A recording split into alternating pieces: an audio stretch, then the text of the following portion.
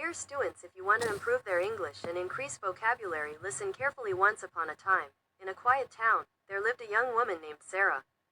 Sarah had always believed that there was a greater purpose for her in this world, but she often found herself lost and unsure of what that purpose may be.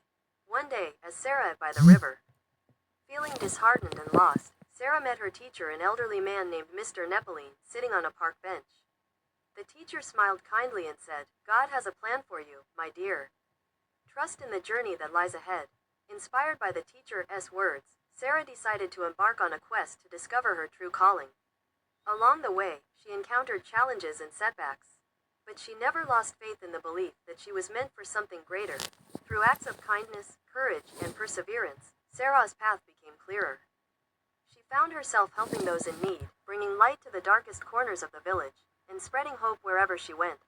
In the end, Sarah realized that her purpose was not just one grand destiny, but a series of small moments where she could make a difference in the lives of others. And as she looked up at the sky, she whispered a quiet thank you, knowing that indeed, God had a beautiful plan for her all along.